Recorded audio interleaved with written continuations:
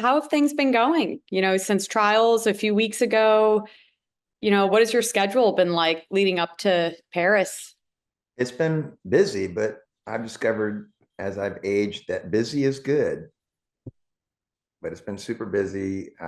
Allison got a couple days off after the trials, and then she got in uh, that Wednesday morning for practice. And then she's just been basically doing 2 days ever since a couple days off from trials. And then we had a camp that started a week after trials, and we just finished our second week of Longhorns diving camp, and the third one starts this Sunday. It just doesn't stop, right? It keeps But that's good to know. So Allison did get a few days off. I know after trials, you're on that adrenaline rush, that high, the excitement, get a little bit of a break and then refresh for the games. for sure. Yeah, I asked her if she wanted more than a few days, and she said no, she was good to come back. So, and then she's had some weekends off. So she's been putting in some real diligent work. She looks great. But then we're making sure she also gets a little bit of a breather between sessions. For sure. And Matt, this will be your sixth Olympic Games, fifth as a coach. You've been there as a diver back in 92 in Barcelona. Let's first talk about as a diver. What was your favorite memory from competing in Barcelona? So many to choose from, really. You know, when you dream about something from a young age, I dreamed about being in the Olympics since I was like in third grade, not necessarily in diving. I think in third grade, I wasn't a diver yet, but I was really turned on to the Olympic movement when I watched the 1972 Olympics with Mark Spitz, and then the 1976 Olympics with Mark Spitz. So I wanted to be a swimmer at first, but once I found myself decades later, after dreaming about being in the Olympics, actually being in the Olympics, it was a dream come true, really. And my favorite moment, probably in Barcelona, was when we're in the waiting room hallway of the Olympic Stadium, and it's Team USA all bundled together.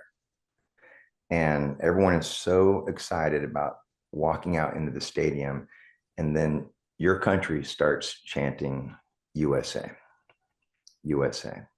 And just to be a part of a country that takes such pride and excellence, and to be with the best athletes in the world, getting ready to march into that stadium, and then walking into the stadium and having over 100,000 people, roar their approval for you and your country. And then getting on the field and then watching the Olympic torch get lit. Mm-hmm. And then at the very end, they take an Olympic banner and spread it over all the Olympians, and we're holding the banner above our heads with this huge Olympic emblem. And we're all underneath this tent, basically. And you look over to your left and you see Charles Barkley. You look over to your right and you see Michael Powell, the world record holder in the long jump. And then you're next to Mark Lindsay, who will win the gold medal in the following week. And Mary Ellen Clark, who picked up the bronze, and Scott Doney, who got the silver, just to be part of something that you've been dreaming about since you were in third grade. It was just, I'll never forget that moment under that Olympic banner. How did you balance those emotions from opening ceremonies to then bringing that excitement to competition? Good question. Since I've been in the sport, I've had a lot of time to reflect. I think that I wish that had been my second Olympic Games. I almost made the '88 team in Seoul, just missed it. We'll blame Pat Jeffrey on that one, since he made it and I didn't. But I think if that had been my second Olympic Games, I would have known a little bit better.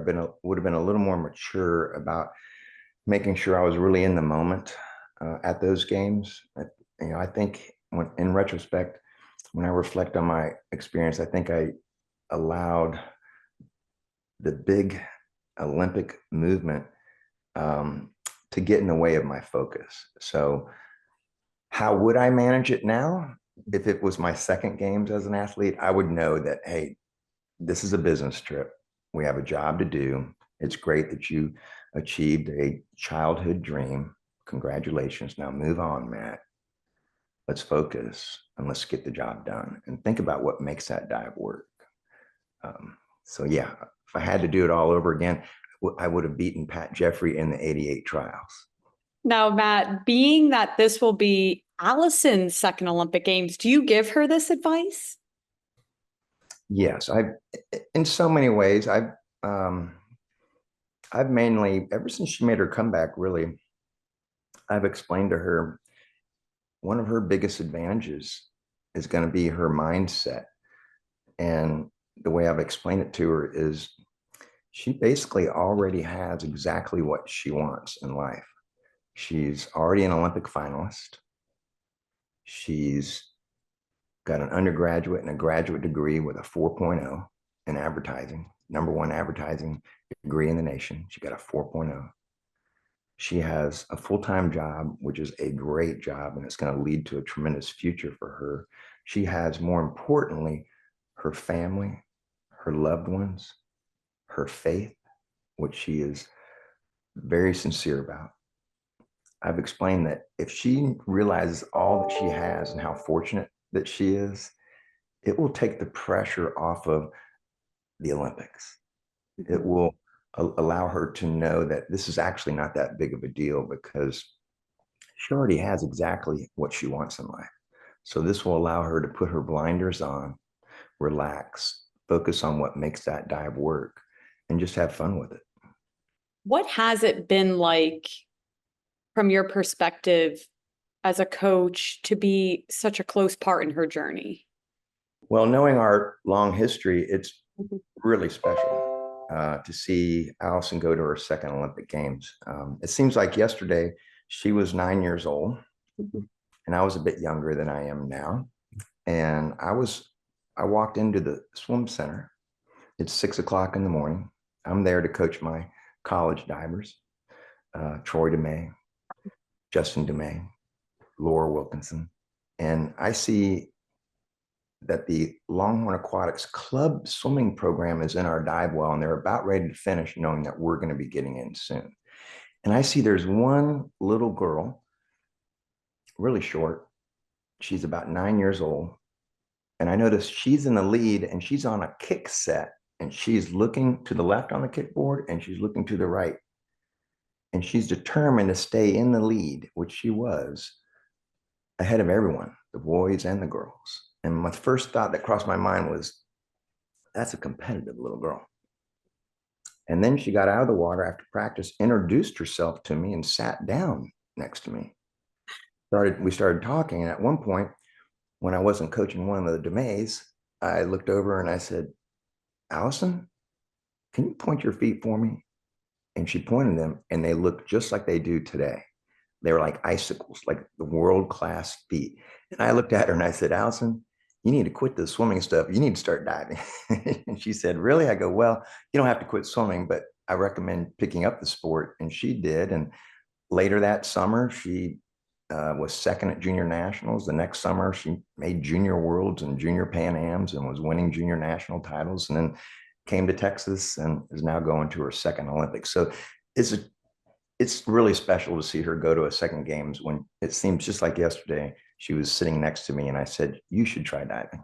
Such a special story. I just covering Big 12s over the years. I remember you telling me the story and Allison telling me the story as well. And what a fun and special memory. I mean, she's not only competitive, but also brave after a kick set, sitting right next to Matt Scoggin. And I mean, that's pretty cool. Yeah, that's actually, and she did the same thing with legendary coach Eddie Reese and his legendary assistant coach, Chris Kubik. And so even though she was small in stature, she was big in heart. And so we actually gave her the nickname, which still sticks to this day. I still refer to her as Big Al. Big Al. I like that. That's awesome. How'd you guys come up with that? Because she's petite in stature. Oh, just, kind of like if you've ever heard of the movie with Dustin Hoffman, Yeah. Little Big Man is actually my favorite movie of all time. In there, um, the chief of the tribe that he was adopted by, um, he gave Dustin Hoffman, as a young man, the Indian nickname of Little Big Man, because Dustin was short, but he was big in spirit, and that's how we named her Big Al. I love that. That's awesome.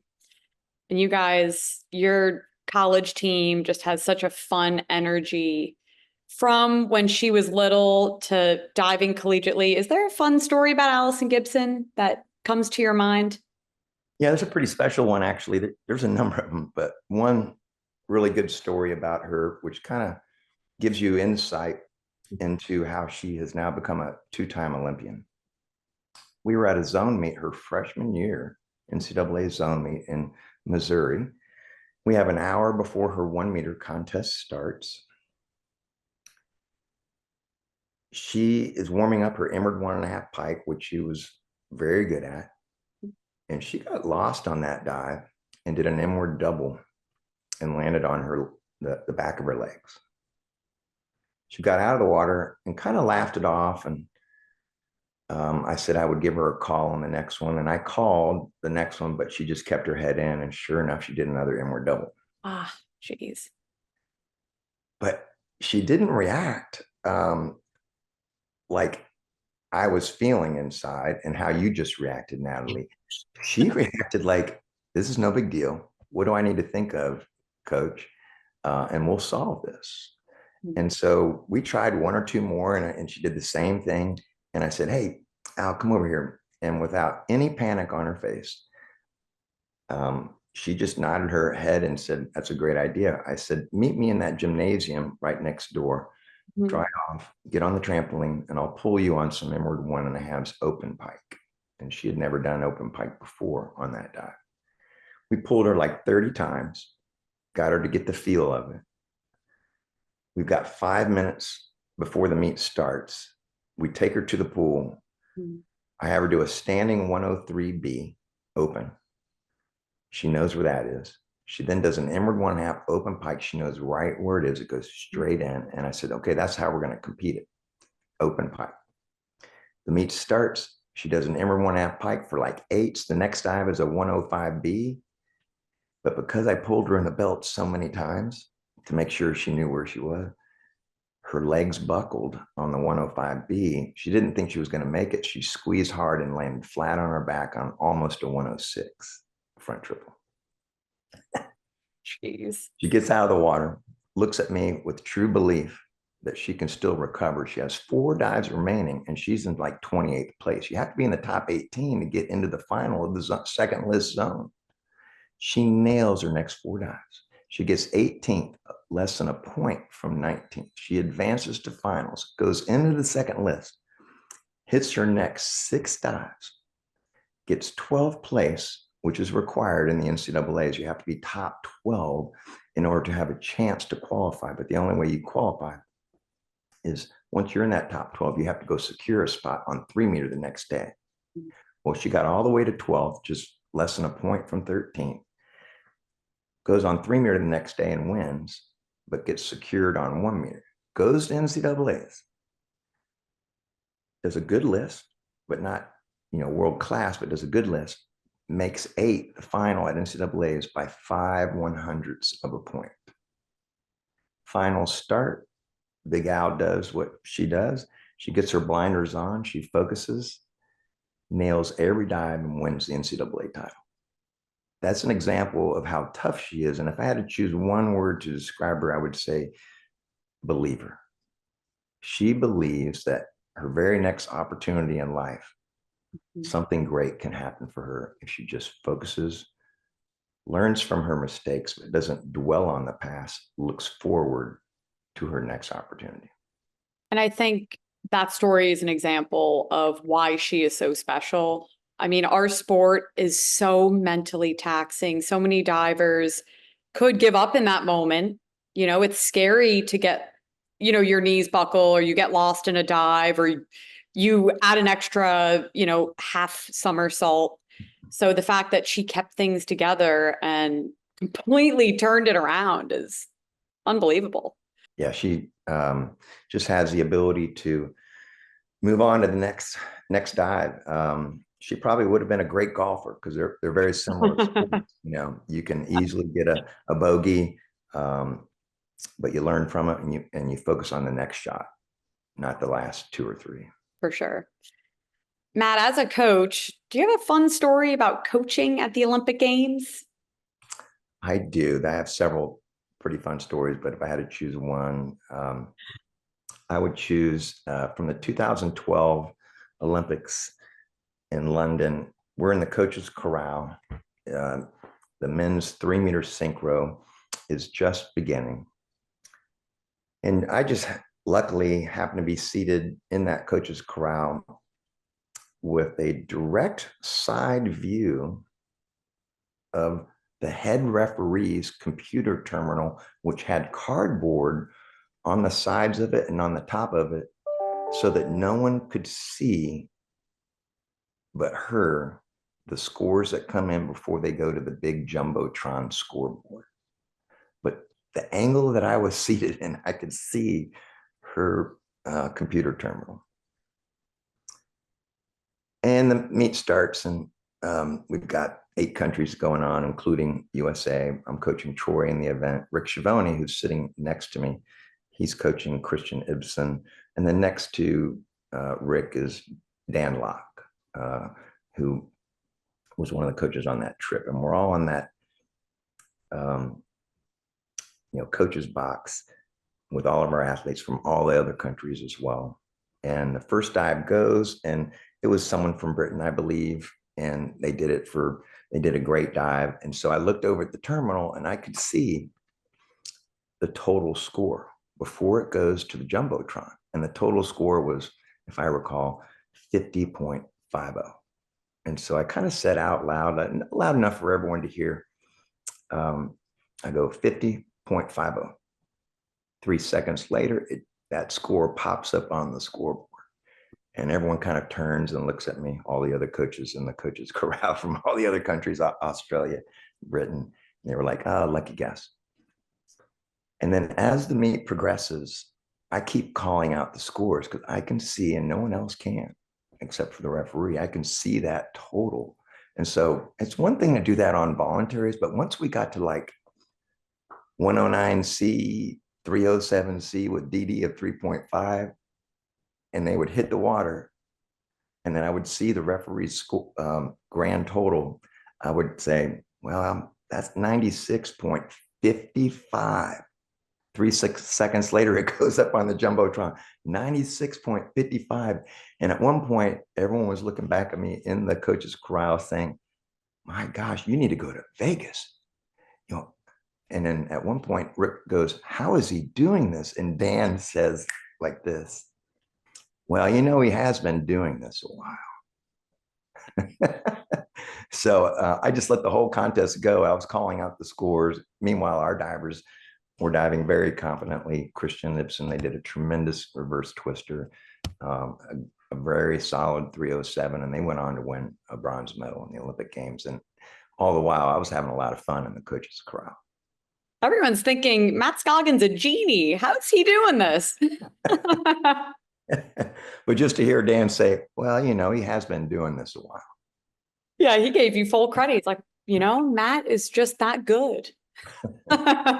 Which you are, Matt. What is your routine on a competition day during the Olympic Games as a coach? Well, I'm a creature of habit, always have been. Just ask my wife and my daughter. So Olympic Games typically will be just like any other morning. I'll wake up and I'll go do the very first thing that I do when I wake up. I go straight to the coffee machine, grab a cup of coffee, and then over the next 30 minutes, figure out how to open my eyes and how to start to wake up. And then I'll usually get on my computer, look up the day's news, what happened overnight. and get caught up on the daily events of the news around the world, have some breakfast, and then depending on my health, I will typically find a way to exercise. Back when I was younger, at previous Olympic Games, I'd go for long runs. Now that I'm getting a little older, I'm doing a lot of rehabilitation exercises. Matter of fact, I know that when I retire one day, years and years from now, when people ask me, Matt, what are you going to do with your time when you're retired? I'm going to say, well, I'm going to do rehab all day long. So after I do some exercises, read the paper, get caught up on world events and some coffee, I'll grab some breakfast and then head off to the pool with Allison and Team USA and get them ready for optimal performance. From competing in a games yourself to now coaching, what tips do you give these divers, not only physically, but mentally, as they're days, hours, moments away from competing in the Olympic Games? I'd say the main thing I tell them is to reflect on all the times they've had great success at nationals, at world championship finals, at World Cup, World Series, Pan Am Games, NCAAs. And I remind them of what I've noticed works for them, on how they've gotten to that mental state of pure focus and getting in the zone. And I'll coach them up front and remind them that some athletes make this moment a little too big and they become consequence oriented. And I'll remind them what they want to do is do what they've been doing so well all these years and focusing on what makes their dives work, keeping the blinders on and focusing on in the moment and not worrying about any consequence. So that'll be the main thing, getting them to realize what they've done so successfully before, how they were mentally able to get in the zone, and then recreating that and staying in the moment and not worrying about any type of results. Yeah, I love that. Not really overemphasizing that it's the Olympic Games. These divers have competed at the highest level and just kind of staying focused and even keel. Exactly. Yeah. Nothing new. It's a bigger stage, but you'll have an advantage over a lot of your competitors if you find a way to get in that zone and focus on what matters and not worrying about all the what ifs, what could go wrong, what could go right. Drop all of that, literally drop it and go back to how you are in practice. When you're in practice, you're walking down the board thinking about, how am I going to catch this board? Okay, I'm a little over the end. How do I drive it up, still see my spots and still hit the dive? That's what you're thinking about in practice. And so I'll be getting Allison and reminding Team USA that that's where they need to be and that's their responsibility. And they have the ability to do it because they've done it so many other times in the past. Yeah, and you've been a part of so many. What stands out to you about this Team USA roster in particular? This Team USA, I've noticed, you have some newcomers. You have some people that have been there before. I've been fortunate to go on several trips with a number of these team members all over the world in the last 2 years.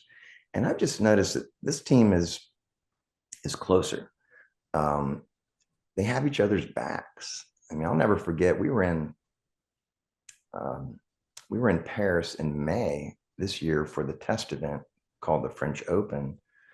And, Tyler and Greg had a tough day. It didn't go as planned. And then I remember Greg at the Olympic trials coming up to me and saying, hey, Matt, I really appreciated your talk that you gave. And I used it this week. And I think I mentioned something about how I knew this diver who had a tough meet 2 months before the games and then came back and won the Olympic trials. So I just think this group is open-minded. They're tight-knit. They're they're close to each other, and they support each other in good times and in tough times. So that's unique for Team USA. So this team has a great relationship, and they're close to one another, and they're going to be supportive. And when you got that, you're going to be willing to fight for each other. When you have that kind of closeness, you won't be out there, and you won't be out there all by yourself. You'll feel that bond. You'll feel the support, and so you're going to be up there also diving for them. And I think that's something special about this team is you won't be up there all by yourself. You're going to be up there diving with your team, and you're going to dive better, in my opinion, because you're going to feel their support. Absolutely. Yeah, I think, as you mentioned, the support that they have for each other when things are really good, but also, maybe when someone needs to be picked up a little bit more. That says a lot about the members of our Team USA this time. For sure. How motivating is it for your college divers to have a recent alum competing in Paris? Tremendous to have Olympians in the program, like having Haley Hernandez, the last few years on the team, and everyone seeing how hard she works. To see Allison just in the 12 months since her comeback, actually less than that. She decided to come back in June. She didn't start training until August. So it's been less than a year. But when she joined us in late August 2023, just for the team to be able to witness and see that when it's 6:15 and the practice starts at 6:15 in the morning, or if it's 1 o'clock, she shows up early and she's ready to go. She starts doing the workout exactly as I write. She does all the models. She does, and more.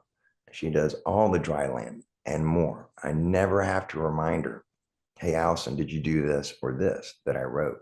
She does it, and she does more. And for the team to be able to see that, she's just a tremendous example of what it takes to be successful, not just in diving, but in anything in life. You've got to show up early, stay late, be excited, do your best, learn from your failures, look forward to your next opportunity. And for her to come in every day around my college team and they see that, you couldn't ask for a better leader. So she's been a tremendous asset on our team. And this is a new era at Texas, joining the SEC. What are you most excited about joining the SEC conference? I would say the thing that I'm most excited, we're going to miss the Big 12 for sure. I've developed so many friendships amongst those coaches. But the thing that I'm really going to look forward to is it's just going to be an additional big meet, the SEC championships, of getting our team battle ready. We're already in the toughest, in my opinion, toughest zone in the country, Zone D. The other zones are very competitive as well, for sure. But our zone has been a battle for decades just to get into the NCAAs because of the depth of people all over our zone. And so to have the conference meet, the SECs, a couple of weeks or 3 weeks, I think, before that zone meet, that's just going to get us even more ready because the SECs are going to be tough, very tough.